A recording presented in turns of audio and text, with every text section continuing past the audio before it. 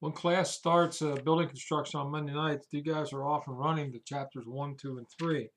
Chapter 1 is basically an introduction. Brannigan talks about language in the fire service, understanding those concepts of communications and how things go at that point in the fire service. Chapter 2 is a big chapter, and it's a chapter on conceptual methods or concepts of construction, which you should thoroughly read and understand load limits, compression, tension, and torsional forces that are used in building construction, what a live load means, what active loads mean, what does a concentrated load means, what does a dead load mean.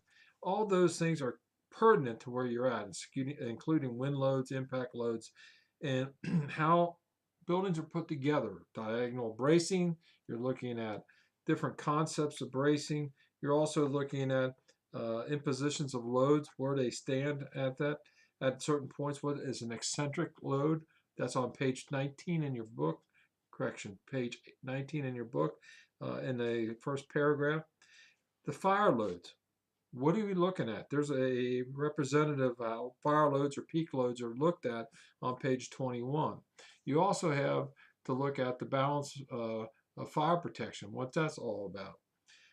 Then you get into chapter 2 a little bit more, talks about the various beams and columns and Euchre's law on columns rather, and you start looking at how all that comes together and how those elements are all important in regards to how a building's put together. Methods of construction are part of chapter 3, which you're going to be dealing with, and you're going to be looking at different things. The graphics in the book are pretty good. I would say that if you look at page uh, 54, seeing how some types of columns are put together, and along with that, how things are tied off on the columns. You're looking at various different elements in regards to synthetic materials that are now being used extensively in residential construction as well as commercial construction, and how the effective shapes all come into play. And also that we talk about gypsum, which is drywall, how that all comes about and how it's used as a separation. The first 3 chapters of this book are probably the most important chapters that we'll deal with. I'll be asking you some questions, and I want to reinforce some previous questions that were asked. Your capstone project is a project about a building or an element in regards to building construction in the fire service. That's how you define your capstone. A good example would be, I'm studying the Beverly Hills fire because of not only the large loss of life, but how the building was put together and the problems within the building. That's a good topic to talk about and how that capstone would work.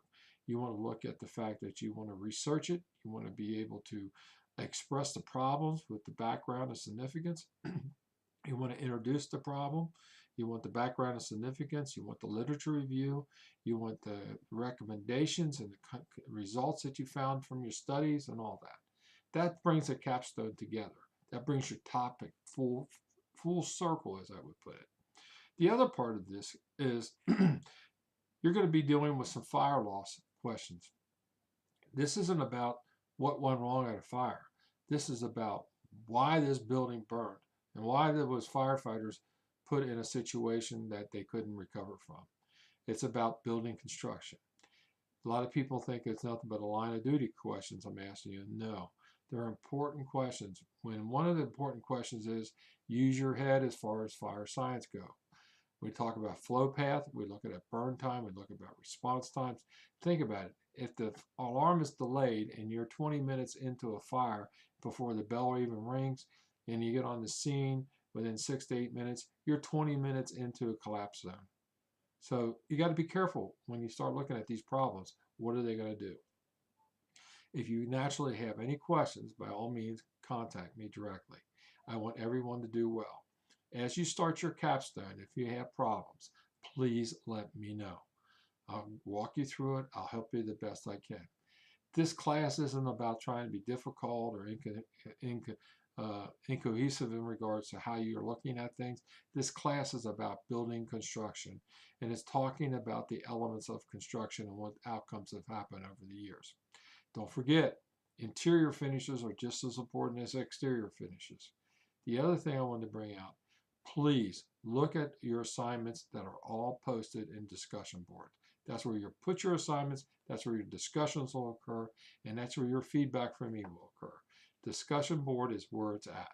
And the assessment and assignments and all that will have information. The other thing I want to bring to your attention is in the announcements, I've left announcements in there for you to look at from previous classes to help you and aid you in some research that you may need to do. Naturally, if you have any questions, please contact me. Thank you.